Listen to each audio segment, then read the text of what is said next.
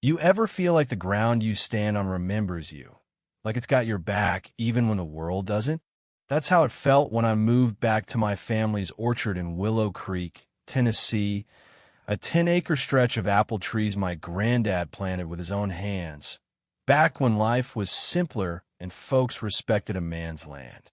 I just retired after 20 years in the Marines, seen enough desert dust and chaos to last a lifetime, and all I wanted was the quiet of dawn, the smell of dew on Honeycrisp branches, and the rhythm of fixing fences or feeding my two mutts, Rusty and June Peace. Not the kind you read about, but the kind you dig into like dirt under your nails. I settled into the old farmhouse, same creaky porch my dad used to sit on, sipping coffee while the sun burned off the morning fog. Willow Creek had changed since I was a kid. Used to be just farms and open fields, but now it's got these big, shiny houses, folks with city money chasing that country charm. Most of them were fine, waved from their porches, didn't know a lick about pruning trees, but didn't pretend to either. Then there was the HOA. I didn't even know I was under their thumb at first. Turns out, a zoning line from '98 nudged my northern fence just inside their territory, making the dirt road to my barn shared access. I didn't fight it, fixed their potholes myself, even showed up to one of their fancy potlucks with a pie for my apples.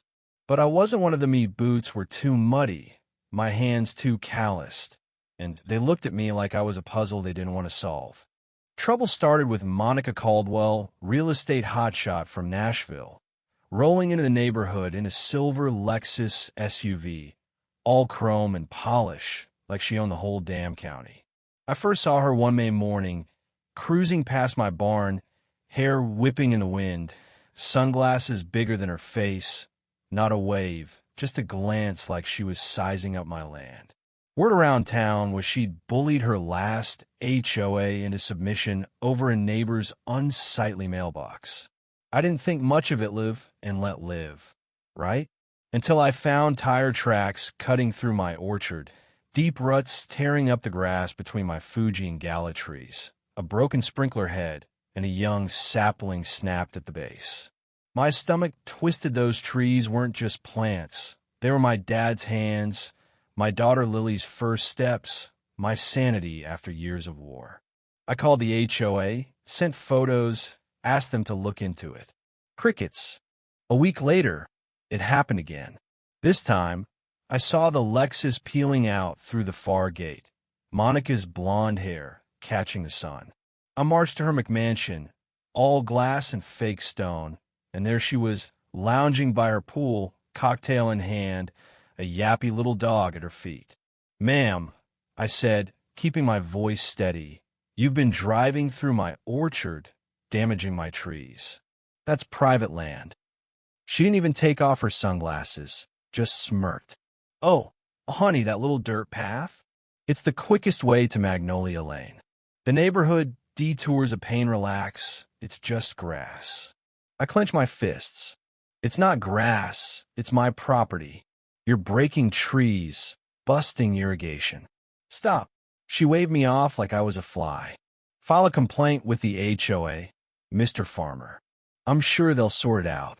I checked the county maps that night. Me land, clear as day, no easement, no shared access, just mine. I emailed the HOA again, attached the plat, the photos, even quoted property law. They sent back a canned response. "We'll review at the next meeting." That was 3 weeks away. I hammered up a sign, big, bold, private property, and no trespassing, and by noon the next day, it was gone, post snapped like someone took a bat to them. That's when I knew this wasn't a misunderstanding, it was a challenge. Monica wasn't just cutting through my land.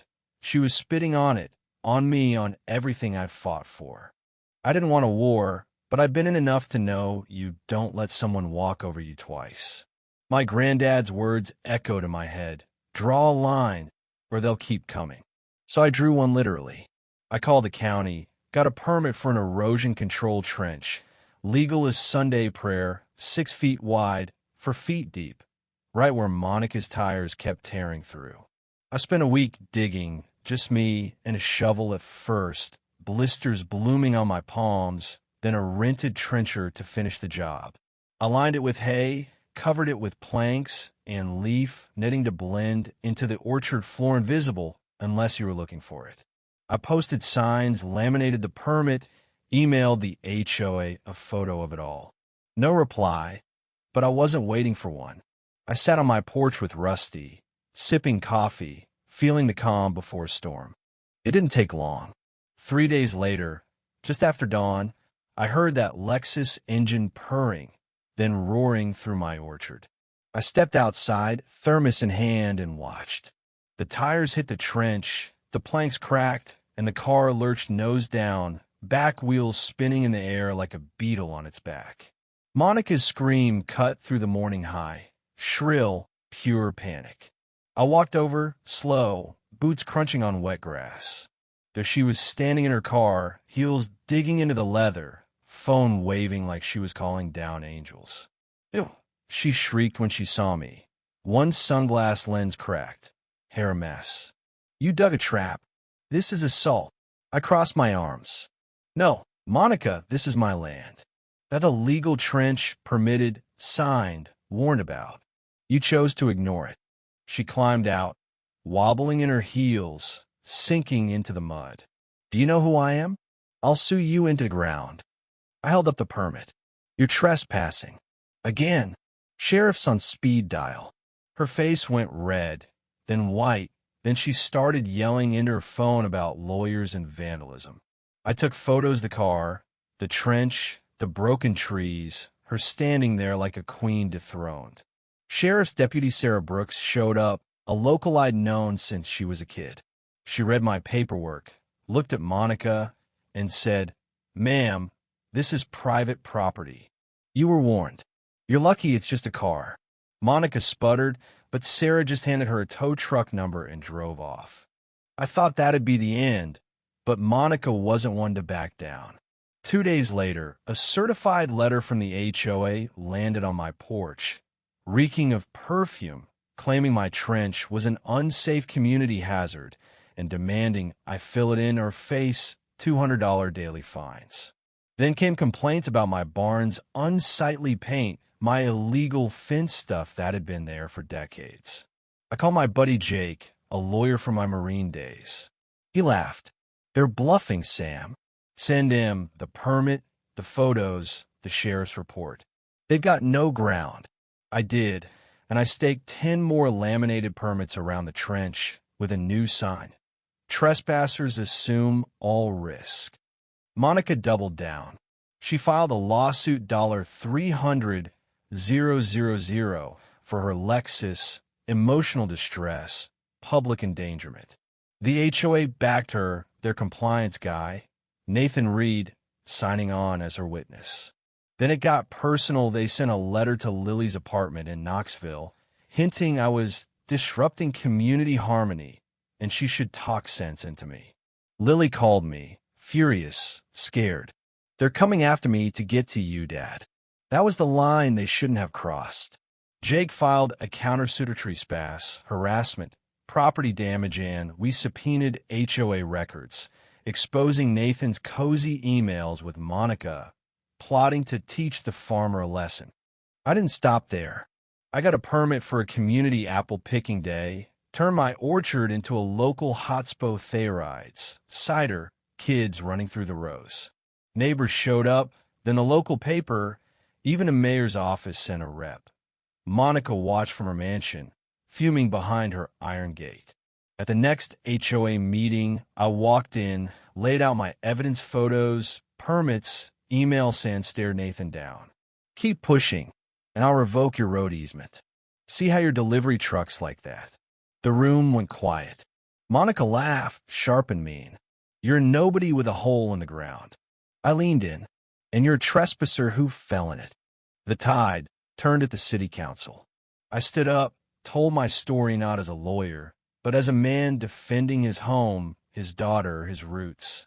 Neighbors backed May, a teacher, a librarian, even the tow truck guy who pulled Monica's Lexus out. The council voted to boot Monica from any HOA role and audit the board. She was gone a week later, Her house up for sale, her Lexus long towed away. The HOA softened, new elections came, and a retired teacher named Ellen took over, promising fairness. The trench stayed, painted bright, a local legend. Now parents pointed at it. Kids giggled. That's where the fancy lady got stuck. That Thanksgiving, Lily and I stood on the porch, coffee steaming, fog curling over the orchard. She grinned. They thought they could scare us, like we didn't know how to fight. I chuckled. They didn't know we carry the fire, kid. The orchard's still there, not perfect but alive, giving fruit despite the ruts, the lawsuits, the hate. It taught me, and Monica, a truth. You don't mess with a man who knows his land's worth, who's got roots deeper than your threats. So what do you think? Was I right to dig that trench, or did I go too far? Drop a comment. Share your story. Ever had to draw a line to protect what's yours?